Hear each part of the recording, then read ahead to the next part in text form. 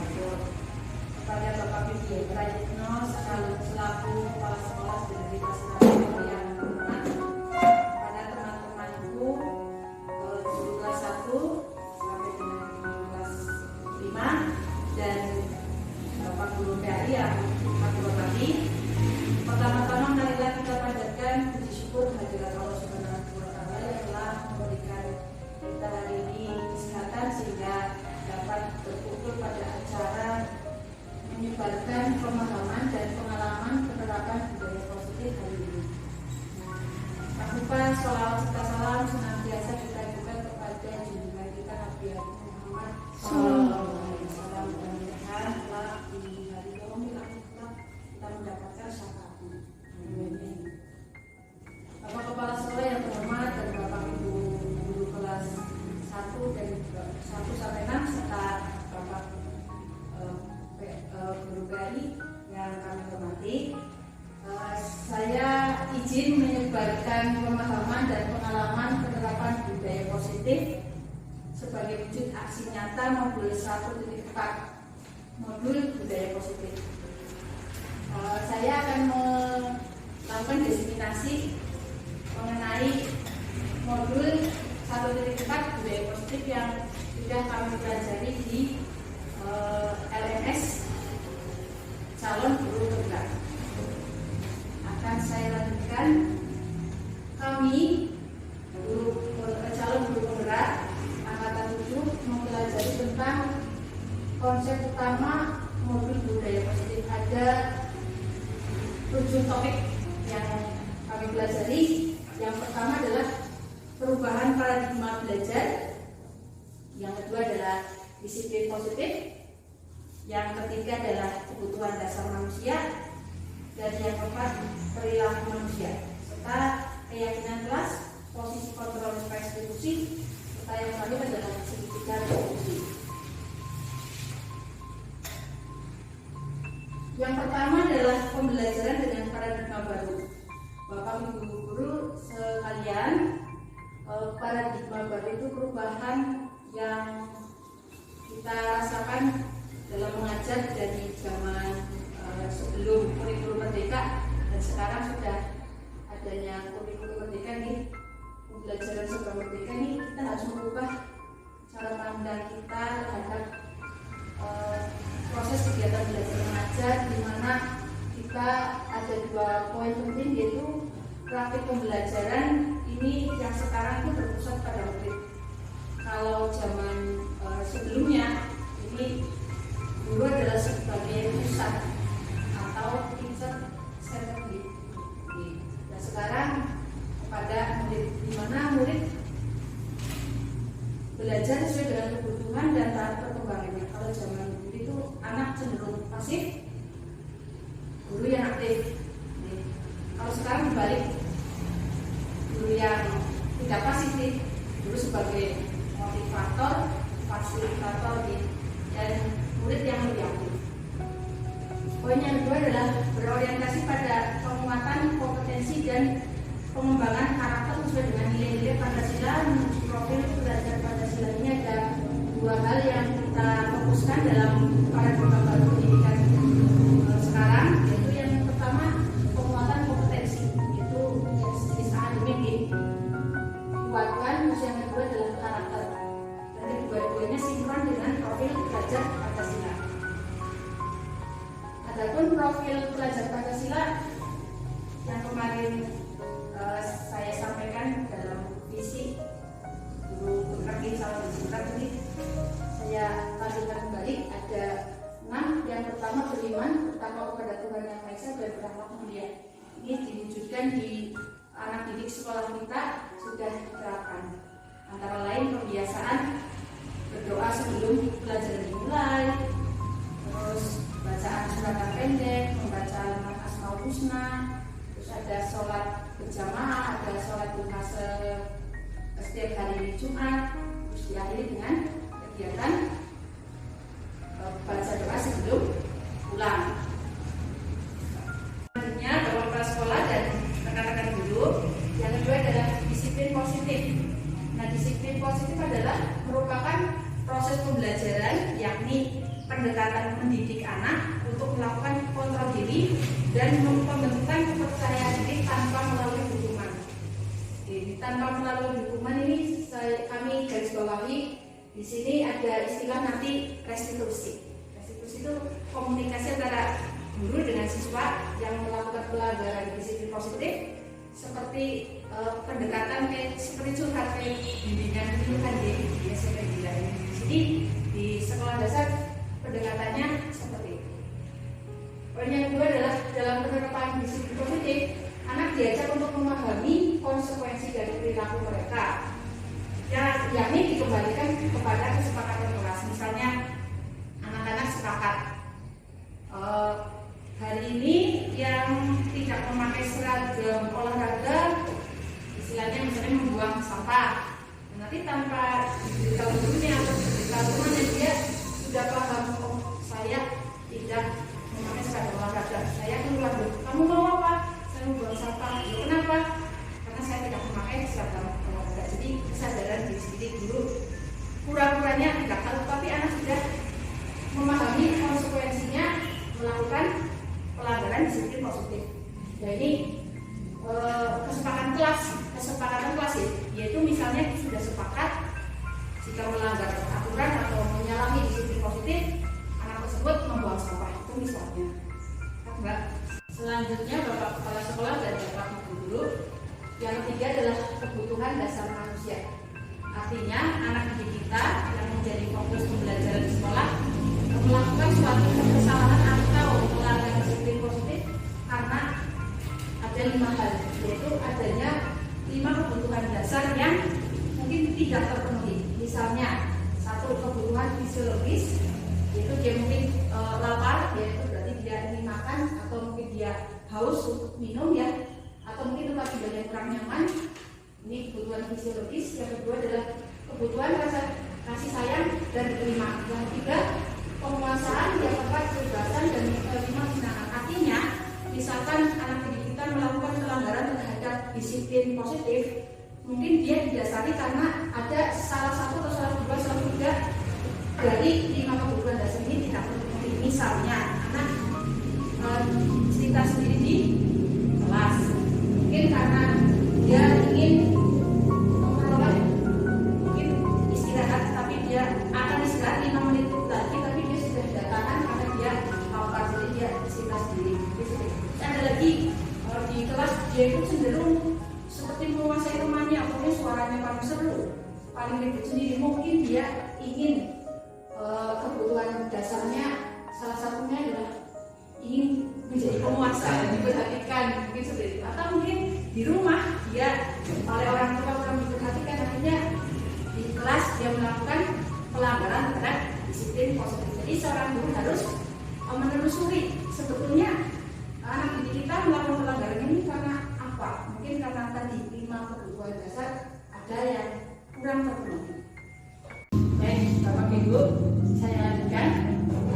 Tadi penerapan disiplin terhadap perilaku positif pada anak didik itu ternyata dikatakan gagal. Ini karena justru ada hubungan dan penghargaan. Nah, kemarin menurut paradigma yang lama saya mengatakan bahwa di dalam hati saya kalau penghargaan itu ternyata baik. Ternyata pembelajaran ini diidentifikasikan sebagai gagal. Nah, ini kita telusuri kenapa gagal. Yang pertama adalah hukuman. Ternyata hukuman itu membuat anak didik kita merasa sakit hati, tidak nyaman, murid takut, terus terpaksa terus murid juga kadang-kala kalau salah sengaja menyembunyikan kesalahan, mungkin tidak ada pengakuan karena tadi takut, terus murid menjadi rendah diri. Jadi perkembangan anak didik kita akan terhambat dengan perasaan-perasaan seperti itu. Jadi dalam merdeka belajar itu hukuman itu tidak bisa. Terus berikutnya adalah penghargaan. Saya kira pada lama saya penghargaan itu justru membuat anak didik senang ya. Ternyata yang pertama itu tidak efektif. Yang kedua adalah merusak hubungan atau memiliki sifat ini. Ini misalnya saya memberikan ranking di kelas. Ternyata itu penghargaan yang diberikan kepada anak yang ranking tinggi, tapi ternyata justru merusak hubungan dari anak yang ranking tinggi tapi di bawah ya. Jadi ini kadang-kadang sifat ini gitu. Terus mematikan kreativitas. Kadang-kadang kreativitas anak yang ranking 1 dengan ranking 1 di bawah itu bisa saja kreativitas tersembunyi. Ada yang tersembunyi tapi kita belum tahu cara mengolahnya, belum tahu cara menarik supaya kreativitas anak itu bisa membantu dalam belajar, itu belum, karena masih disembunyikan ya. Kita tidak tahu. Ternyata dengan memberikan penghargaan pada anak yang rankingnya atas, mereka menjadi mematikan kreativitas. Terus selanjutnya adalah menghubung dengan sistem ranking. Jadi ternyata sistem ranking juga kurang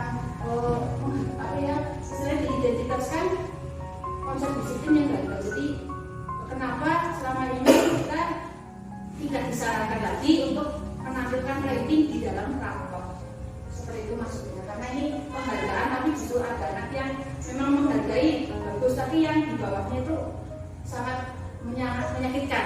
Terus selanjutnya adalah merampas hak menghargai dirinya. Misalnya ada anak ranking 1, 2, 3 itu luar biasa ya senang, tapi kalau ranking 1 dari bawah kan ada yang istilahnya saya itu sebetulnya bisa ini kok dulu tidak tahu. Nah ini justru yang kadang-kala haknya dia untuk diaktualisasikan, keinginannya dia itu kadang-kadang tidak diberi fasilitas oleh guru, dan kita guru juga tidak tahu. Jadi tidak ada salah dua-duanya, tapi hak mereka untuk dihargai karena kita tidak tahu belum terlihat, jadi tidak sinkron. Nah ini merampas hak menghargai diri.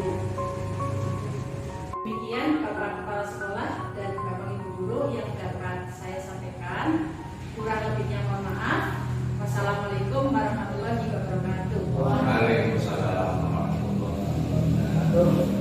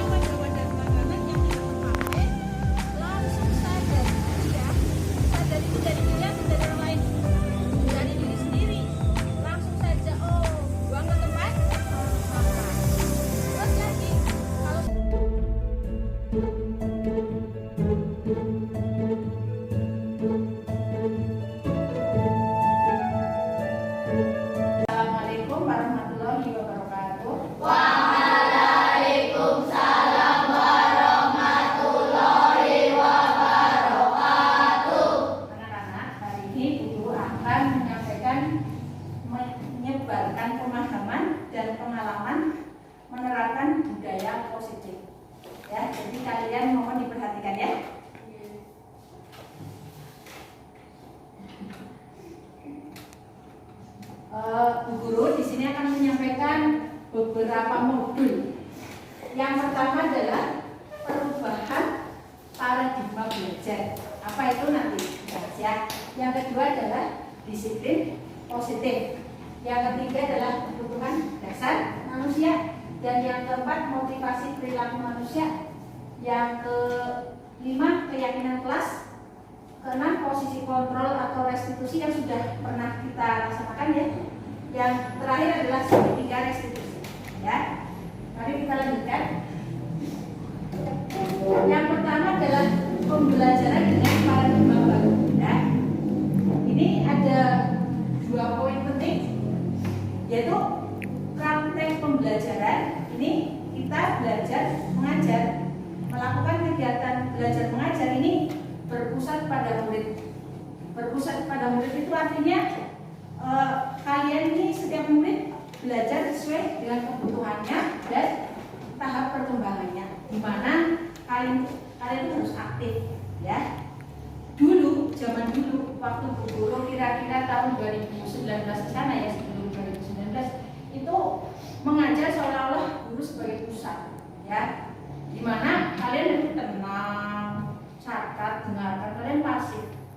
Dengan Bu Guru mengikuti kegiatan pembelajaran daring ini ya, Bu Guru harus dibalik yang aktif itu justru kalian ya. Bu Guru hanya memotivasi dan sebagai fasilitator dalam pembelajaran. Jadi selama ini kita banyak praktek mengembangkan potensi kalian ya, dalam rangka Bu Guru menerapkan pembelajaran yang baru ini ya. Jadi kalian itu jangan merasa bingung, loh kok saya yang harus mencari sumber sendiri, harus mencari literasi sendiri ya. Ya, Bu Guru sebagai motivasi dan fasilitator ya. Terus Bu Guru memandu juga bagaimana caranya, sudah dilakukan ya? Ya. Nah, sesuai kebutuhan ya, kalian kan zaman sekarang kebutuhannya apa-apa serba canggih ya. Ya kan, sudah mencoba kita membuat konten di YouTube ya kan? Sudah mencoba membuat poster reklame menggunakan Canva, terus apa lagi? Capcut ya. Ya, terus apa lagi? Piscat ya, itu sudah mencoba dan kalian sudah bisa ya. Bu Guru ucapkan terima kasih. Nah, selanjutnya yang kedua ini berorientasi pada penguatan kompetensi dan pengembangan karakter sesuai dengan nilai-nilai Pancasila menuju profil pelajar Pancasila. Nah, di sini selain kompetensi itu kecerdasan ya, akademik ya, yaitu kemampuan kalian dalam memahami konsep suatu mata pelajaran ini. Kalian harus juga berpikir karakternya yang baik. Karakter itu apa? Ada yang tahu karakter? Sikap, perilaku gitu ya. Ya harus baik. Jadi bukan hanya pintar saja, tetapi harus berwatak baik. Nah, profil pelajar Pancasila ini sudah Guru sampaikan ya, juga ditempel di tembok ya. Ada berapa?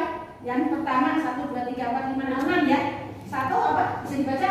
Beriman bertakwa kepada Tuhan yang Maha Esa dan berakhlak mulia. Nah, berarti kalian harus mencerminkan pelajar Pancasila ini demikian, yaitu ya melaksanakan sholat dengan baik. Di sekolah juga ya, pembiasaan yang berkaitan dengan yang pertama ya, yaitu apa? Hafalan Asmaul Husna sebelum belajar berdoa itu kan ya.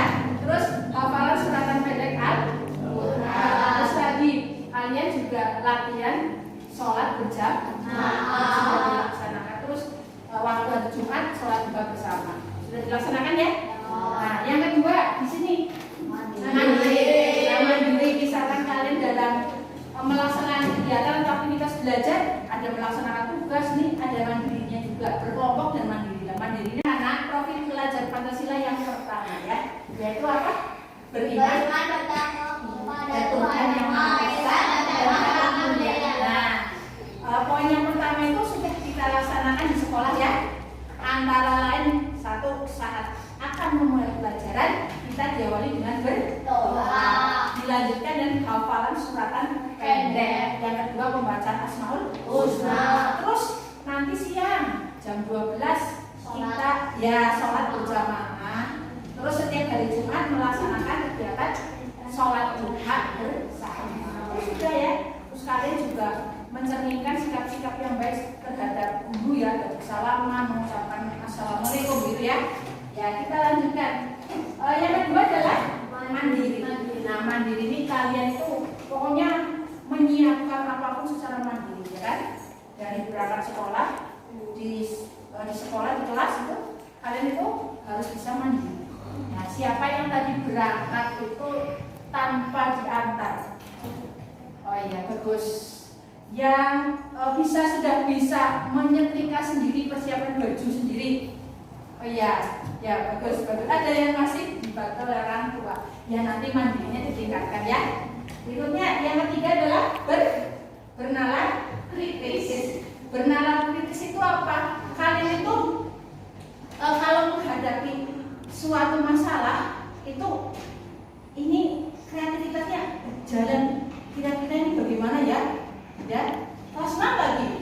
bisa seperti itu ya, sudah dianggap menuju dewasa ya, harus punya nalar yang baik, yang positif.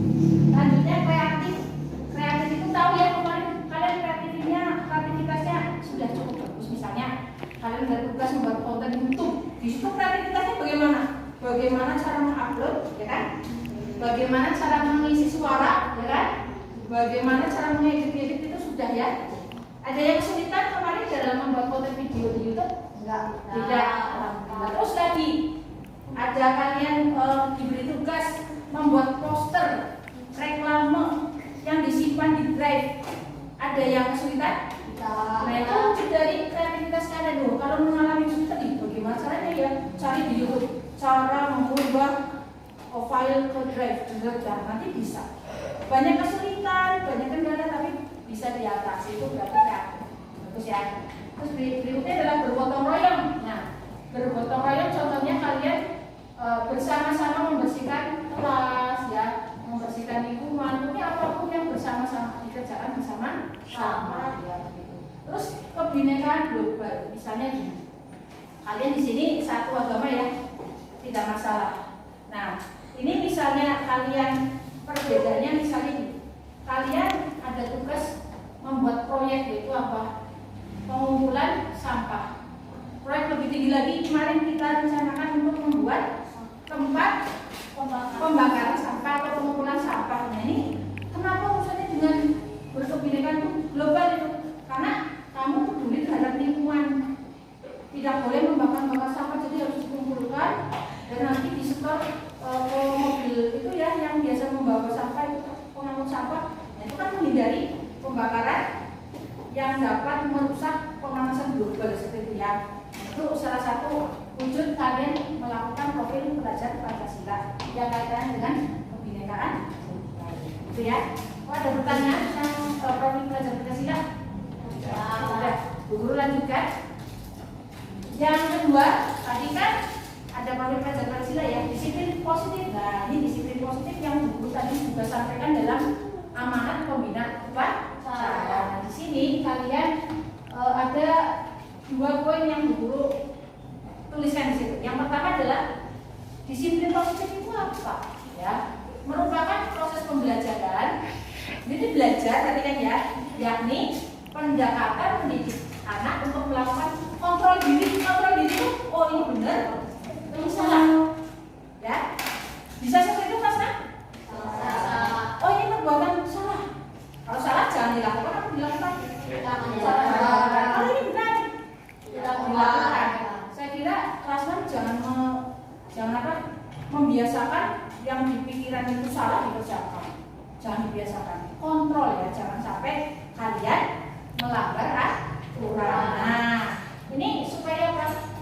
Membentuk kepercayaan diri tanpa melalui hukuman. Itu ya, Bu Guru nanti sudah mengurangi hukuman ya. Dengan melalui pembelajaran di guru penggerak ini, Bu Guru mengurangi hukuman. Tapi ya insya Allah ke depan sering melakukan restitusi ya, ya kan? Ya, jadi Bu Guru hukumannya ya kalian harus sadar diri, gitu kan ya, kontrol diri, gitu ya. Lanjutnya, dalam penerapan disiplin positif, anak diajak ya untuk memahami konsekuensi dari perilaku mereka, yakni dikembalikan pada kesepakatan kelas. Misalnya, kalian ada yang Bu Guru larang sebelum 17 tahun jangan kalau naik motor bahayanya kan banyak, jadi Bu Guru tidak boleh begitu ya. Dan apa kesepakatan kelas itu apa? Demi keamanan ya, seperti itu ya. Jadi kalau tidak dilanggar itu nyaman ya, tapi kalau dilanggar kalian akan mengalami kesulitan ya, atau mungkin kena laporan dari teman guru ini motoran gitu kan, jadi kurang nyaman ya kan. Jadi kesepakatan kelas hindari untuk dilanggar supaya kita lebih nyaman. Selanjutnya anak-anak yaitu tentang kebutuhan dasar manusia ya. Apa sih kebutuhan dasar? Kebutuhan dasar itu kebutuhan ya semua manusia membutuhkannya ya. Yang pertama adalah kebutuhan fisiologis, yaitu makan, minum, tempat tinggal. Dan yang kedua kebutuhan rasa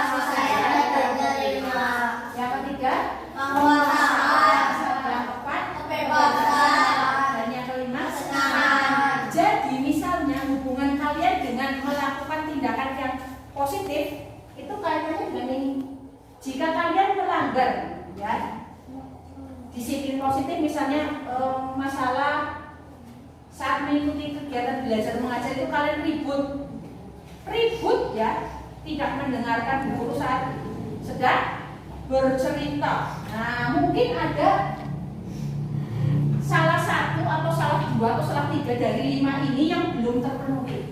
Misalnya, Iza, kamu berisik saat Bu Guru menyampaikan materi. Nah, tapi dia tidak perhatian sama Bu Guru, berisik mengganggu yang lain. Mungkin ada sesuatu yang tidak terpenuhi dalam dirinya, apa misalnya? Kebetulan tadi berangkatnya tidak sarapan. Berarti hubungannya dengan apa, nomor berapa? Kebutuhan fisiologis. Ya, nomor 1. Kalau lapar untuk belajar bagaimana? Tidak pernah. Tidak konsen, tidak tenang. Dia ingin pokoknya yang senang-senang. Nah, itu yang pertama, karena tadi tidak sarapan katanya ya. Terus yang kedua, dia kebetulan ingin kayak menyenangkan diri karena perutnya lapar, jadi dia pikirannya pengen senang-senang. Apa kebutuhan yang berapa? Yang ke 5. Dia itu kesenangan. Terus lagi pas dilalah ibunya sedang pergi ke rumah mbaknya karena mbaknya sedang sakit 1 minggu. Jadi dia di rumah tidak ada orang tua yang menjaga atau menyiapkan kebutuhan sekolah. Nah, akhirnya dia bagaimana? Yang nomor 2, misalnya kebutuhan rasa kasih sayang, ya kan? Nah, ini bisa kemungkinan terjadi kalian melakukan pelanggaran terhadap disiplin positif karena beberapa faktor kebutuhan dasar manusia yang tidak terpenuhi. Begitu kamu rasakan? Iya. Iya. Ada yang tidak, ada yang belum merasakan. Lah saya rewel di kelas karena saya ingin jadi penguasa. Ya bisa. Karena saya ingin jadi penguasa. Ya, jadi saya pokoknya dalam kelas saya lebih vokal, lebih ribut gitu. Bisa terjadi seperti itu. Ya. Jadi berkaitan dengan kebutuhan dasar manusia. Paham? Ada pertanyaan? Ya, jadi kalau kalian melakukan pelanggaran terhadap disiplin positif, mungkin ya ada beberapa hal kebutuhan dasar ya tidak terpenuhi. Betul? Tidak ada pertanyaan nih? Diakui ya? Diakui. Baik anak-anak, sekarang yang keempat yaitu motivasi perilaku manusia. Jadi kalian melakukan sesuatu itu pasti ada dorongan dari diri sendiri atau dari orang lain. Nah, sekarang saya akan membacakan ini. Motivasi merupakan dorongan yang timbul pada diri seseorang kalian ya, secara sadar atau tidak sadar, untuk melakukan sesuatu tindakan dengan tujuan tertentu. Ini menurut Dian Rosen ada 3 motivasi perilaku manusia. Jadi kalian melakukan sesuatu, baik itu mematuhi disiplin positif, mematuhi kesepakatan kelas, ya, menaati peraturan kelas. Nah, itu pasti ada dorongan dari diri sendiri, ya, baik sadar atau tidak. Demikian juga jika melanggar aturan kesepakatan atau disiplin positif itu dilanggar, pasti ada apa istilahnya dorongan dari diri sendiri. Nah, di sini menurut Dian Rosen ada 3 alasan. Alasannya ada, ya. Coba yang pertama di sini menghindari ketidaknyamanan dan hukuman. Maksudnya mereka melakukan disiplin positif karena dia takut dihukum jika melanggar. Ada seperti itu. Aku melakukan kebaikan karena saya takut dilanggar, takut dikatakan melanggar. Ya, misalnya kalian memakai motor pada usianya belum 17 tahun. Nah, langsung saja saya secara tidak sadar langsung keluar. Loh, kamu mau apa? Saya mau buang sampah. Kenapa? Karena saya kemarin naik motor. Oh, nah ini maksudnya yang mana? Ini motivasi ekstrinsik atau intrinsik? Ini sadar dari diri. Yang mana? Intrinsik nanti ya, kita bahas yang kedua dan ketiga. Yang kedua, mendapat imbalan atau penghargaan penghargaan dari orang lain. Apakah seperti itu mendapatkan penghargaan atau imbalan? Tidak. Ya, mulai melakukan disiplin diri karena ia ingin mendapat imbalan. Ini merupakan motivasi ekstrinsik. Pernah guru kalian melakukan suatu diberi imbalan itu bukan punya uang ya, kan bisa bagus, pinter, gitu kan? Ya kan? Oh, itu kan imbalan, ya kan? Nah, itu masuk imbalan. Terus atau penghargaan. Terus yang ketiga, menghargai nilai-nilai dari diri sendiri. Murid melakukan disiplin diri karena sadar akan nilai kebajikan dirinya. Ini merupakan motivasi intrinsik. Artinya, dia itu melanggar suatu aturan dan melakukan suatu kesepakatan kelas, tapi atas dasar diri sendiri dia tidak disadarkan oleh teman, tidak disadarkan oleh guru, tapi dia otomatis dia tadi, saya tadi motoran dulu, jadi saya harus membuang sampah. Itu menurut kalian intrinsik atau ekstrinsik? Intrinsik ya. Dan diharapkan kalian kan kelas 6. Jika melakukan suatu pelanggaran terhadap kesepakatan kelas atau disiplin positif, secara sadar ya, langsung saja memenuhi konsekuensi yang sudah disepakati bersama. Ya, misalnya tadi membuang sampah jam 9, membuang sampah istirahat pertama dan kedua seperti itu. Saya kira kalau membuang sampah tidak berat ya. Ya, tidak ya, hanya seperti itu. Kalau sudah membuang, sudah pertama jadi lingkungan jadi bersih ya kan? Kedua, kalian juga melaksanakan kesepakatan. Baik, guru lanjutkan tentang konsep disiplin dengan identitas gagal. Ada yang identitas berhasil dan identitas gagal. Kok dikatakan gagal? Nah, karena kalian misalkan melakukan suatu kesalahan atau pelanggaran disiplin positif, ini ternyata mendapat hukuman. Kenapa? Kalian merasa kalau dihukum sakit? Sakit. Yang kedua tidak nyaman pasti? Baik. Yang ketiga kamu merasa takut ya? Takut. Terus yang ini berikutnya merasa terpaksa? Iya. Terus murid menyembunyikan kesalahan jika ada yang kebetulan dan lihat saya menyembunyikan saya diam-diam, gitu? Iya. Iya. Murid rendah diri karena sering melakukan kesalahan dan sering mendapat hukuman. Seperti itu? Iya diakui. Ternyata ini tidak diizinkan sekarang ya. Alhamdulillah gitu ya. Alhamdulillah untung gurunya belajar. Jadi harus merubah ya pemahaman yang dulu dan sekarang. Lanjut. Sekarang penghargaan. Menurut kalian penghargaan itu menyenangkan ya kan? Tapi ya ini tidak efektif karena apa? Kalian melakukan suatu kebaikan. Sudah di sini ada tanda petik apa? Nanti mendapatkan penghargaan. Kalau disuruh guru beli sesuatu nanti dapat sesuatu. Itu tidak benar ya. Terus merusak hubungan atau sifat diri. Contohnya merusak hubungan gimana?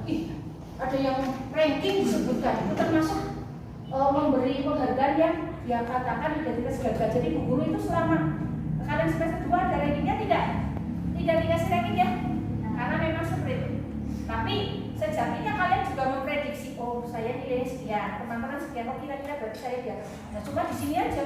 Tapi guru tidak menyampaikan secara umum di depan kalian, tidak di depan wali siswa yang lain seperti itu ya. Dalam rangka mendukung mengurangi penghargaan yang terlibat supaya tidak tidak menimbulkan keirian. Terus mematikan kreativitas. Mungkin kreativitasnya ada yang di bagian ini, ada di bagian ini. Nah, tahu ini di apa ya? Kenapa penghargaan ini? Gitu ya. Padahal itu belum terlihat ya, gurunya belum bisa membuat ini supaya lebih dikeluarkan ya. Jadi belum terlihat. Berarti kalian nanti harus meningkatkan potensi kalian biar nanti semua orang akan memahami tanpa guru memberitahu pada kalian ya. Terus lanjut, menghukum dengan sistem ranking. Ternyata sistem ranking itu ada yang sistemnya menghukum. Loh, kok menghukum? Iya, terutama di ranking yang tercatat di ranking berapa? 1 dari bawah. Itu menghukum namanya ya. Ranking 1 sampai bawah. Coba ranking ini 16 anak ya, ranking 16 16 laki-laki ini loh. Ditulis di situ sih. Ya. Tapi ranking 1 sih dia senang, tapi ranking terakhir ya Allah, saya ranking terakhir nih. Jelaskan bagaimana rasanya ya kan? Ada yang merasakan seperti itu ya, toleransi lah. Kalau kalian seperti itu pasti merasakan ya sama. Lanjut, merampas hak menghargai dirinya. Misalnya saya ranking terakhir lah, dasar saya tidak sesemangat teman, tidak sepintar teman, saya menghukum dirinya jadi tidak semangat. Mungkin belum seperti itu ya, dan mudah-mudahan tidak seperti itu. Paham ada pertanyaan? Jadi ternyata hukuman dan penghargaan itu merupakan sesuatu yang tidak disarankan dalam menangani anak yang melakukan pelanggaran terhadap disiplin positif atau bentuk yang lain. Tidak ada pertanyaan? Ya, saya lanjutkan. Nah, tadi gagal, identitas yang gagal, sekarang yang sukses. Apa itu yang sukses? Yang pertama adalah konsekuensi dan restitusi. Yang pertama adalah konsekuensi. Konsekuensi itu misalnya tadi ya, saya motoran, tapi saya usianya di bawah 17 jauh ya. Tapi kata guru begini. Nah, dia ingat itu namanya konsekuensi. Ya, ingat terhadap keputusan bersama, seperti itu ya. Ini penguatan jangka pendek. Oh, ternyata itu hanya mengingat jangka pendek. Kalau kalian sudah SMP, apakah akan mengingat membuang sampah misalnya? Tidak ya. Itu selama di kelas 6 saja, ya kan? Nanti kalau SMP sudah istilahnya tidak lagi. Jadi pendeknya hanya berlaku saat itu juga, ya kan? Seperti itu. Terus yang kedua perlu monitoring berkelanjutan. Monitoring itu pengawasan. Nah, misalnya motoran yang ngawasi teman-teman kan? Teman-teman mengawasi guru tidak motoran. Nah, kadang-kadang nggak sengaja gurunya lihat asal motoran. Itu monitoring ya, diperhatikan, dipantau walaupun kalian sudah berada di luar. Demikian juga di dalam sekolahan. Kalian misalnya melakukan pelanggaran apapun ya terpantau teman, bahkan gurunya. Ya. Terus stimulus respon. Baru ada mengingatkan, baru respon. Respon itu apa? Menyadari ya. Jadi ini ya seharusnya agak kurang tepat ya, tapi ya lebih baik daripada yang tadi yang identitas gagal ya, ya kan? Ya terus murid menghormati peraturan. Nah ini mending. Jadi peraturan kelas itu dia menghormati dan mengingat-ingat ya, dan untuk melakukannya. Nah, ini sudah kita laksanakan ya. Ya sudah kita laksanakan ya. Terus kehilangan waktu untuk merenungi kesalahan. Misalnya kalian sudah melakukan kesalahan dan sudah istilahnya membuang sampah itu ya. Misalnya kalian sudah motoran, terus sudah memenuhi jam 9, jam 11 buang sampah. Nah, itu kan dia sudah tidak memenuhi ya. Karena apa? Pasti besok lagi, ya enggak? Iya, jadi kalau sudah kewajibannya sudah terpenuhi, konsekuensinya sudah saya penuhi, sudah aman, besok lagi. Jadi konsekuensi juga ternyata kurang tepat. Begitu ya. Terus berikutnya restitusi.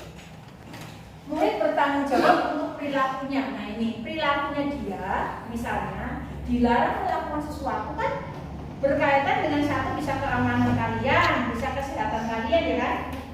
Di sekolahan tidak boleh ngantuk, ya kan? Tidak boleh ngantuk ya. Nanti yang ngantuk akan ketinggalan pelajaran. Nah otomatis dia langsung melolok ya, melek. Karena apa? Takut ketinggalan pelajaran. Nah, ini kebutuhan ya. Tanggung jawab saya, perilaku saya jangan ngantuk di kelas, gitu kan?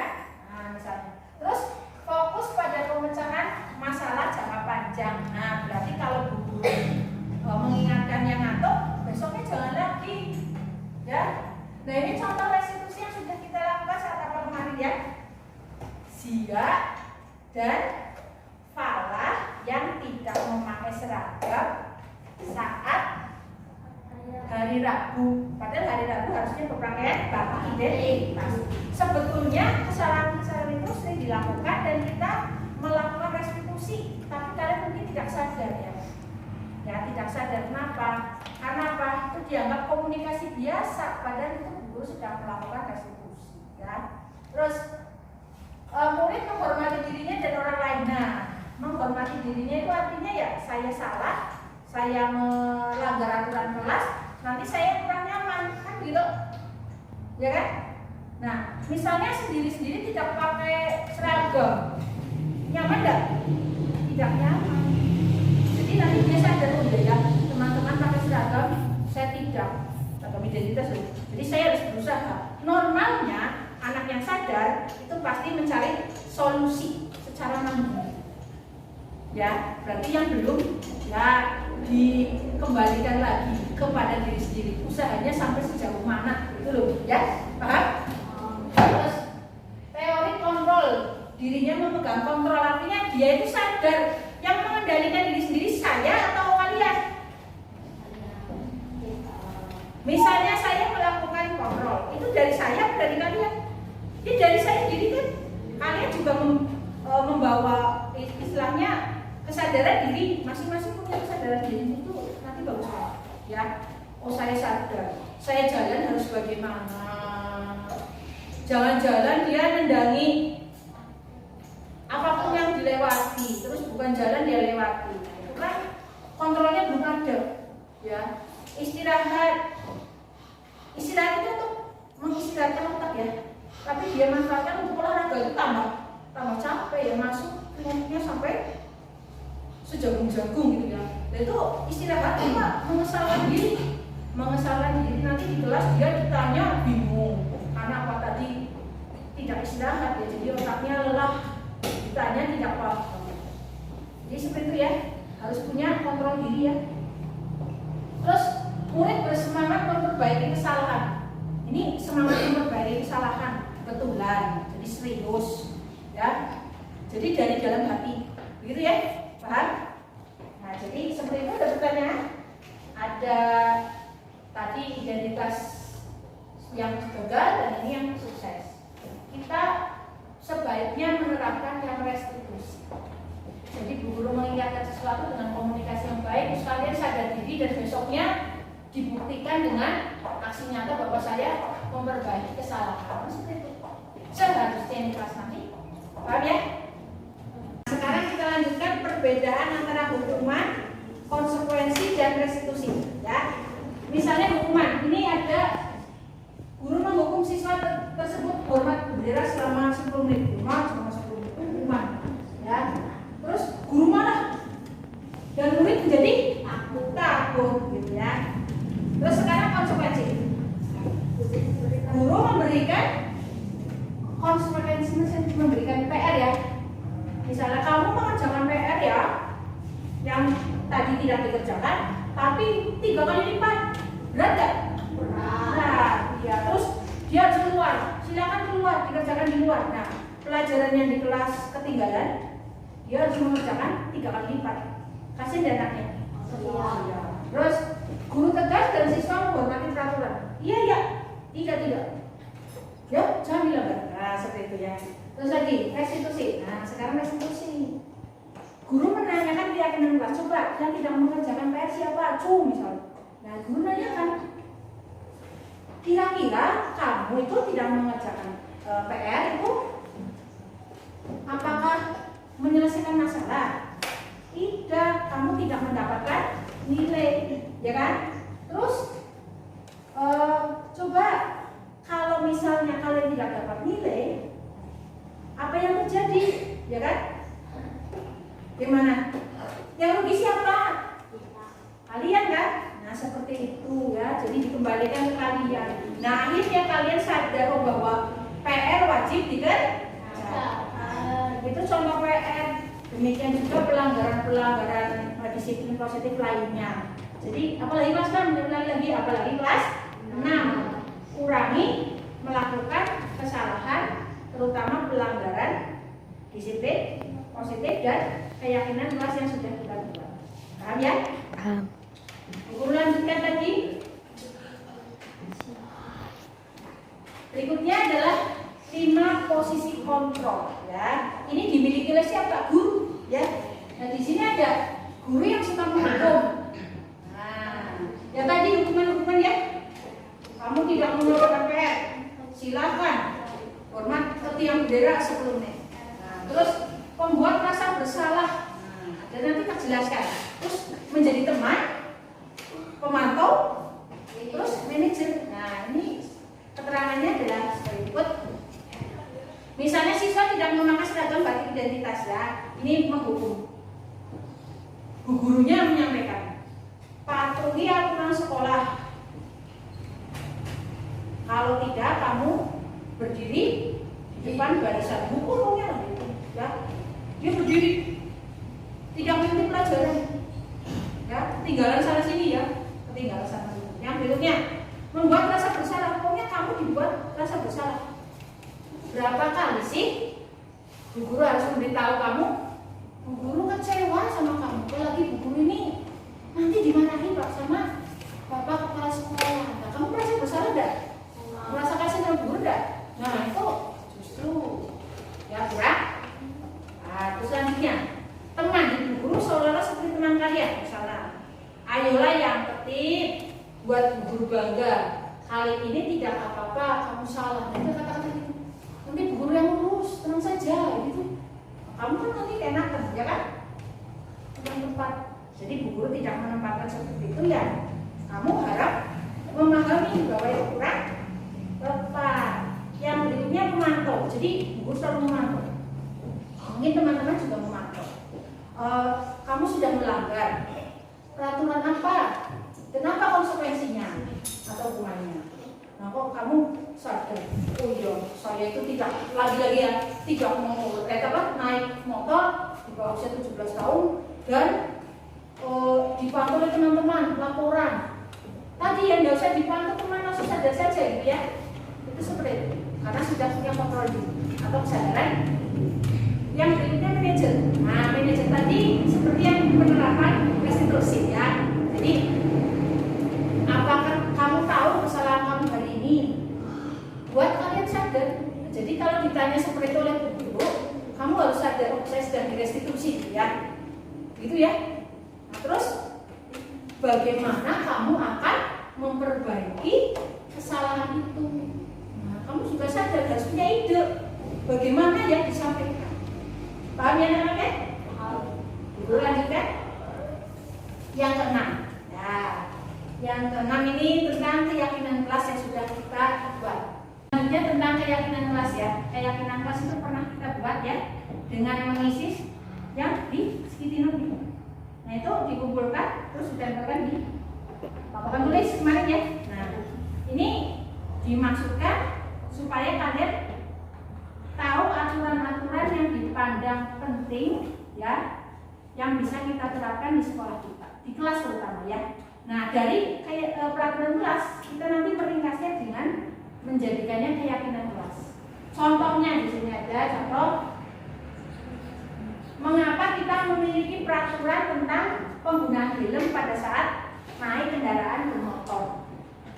Ya, jadi kalau diringkas untuk keselamatan kita, ya kan? Terus yang kedua, mengapa kita memiliki peraturan tentang menggunakan masker dan mencuci tangan setiap saat? Ini kaitannya dengan kesehatan, seperti itu, ya. Jadi kalian itu nanti, jadi keyakinan kelas itu dibuat dari kesepakatan kelas, terus dibuat menjadi keyakinan kelas. Terus berikutnya, nah, kalian kemarin sudah membuat peraturan kelas, ya. Contohnya di sini, disiplin waktu. Disiplin waktu itu kaitannya dengan nomor 2 itu yang disiplin. Ini namanya keyakinan kelas. Terus ini kesepakatan kelas. Berarti kalau disiplin waktu maksudnya ini, ya, disiplin. Siapa coba? Jangan berisik saat pelajaran. Itu namanya yang berapa? 1, 2, 3, 3, betul. Menghargai orang lain. Kalau berisik di kelas itu berarti tidak menghargai orang lain. Soalnya apa yang bicara kasihan, ya. Kalah dengan suara kalian, ya kan? Terus yang ketiga, tidak boleh bermain saat pelajaran. Maksudnya apa? Maksudnya keyakinan kelas yang mana? 1, 2, 3, 4, 5. Tidak boleh bermain saat pelajaran. Lagi menerangkan kalau masih main bisa, ya.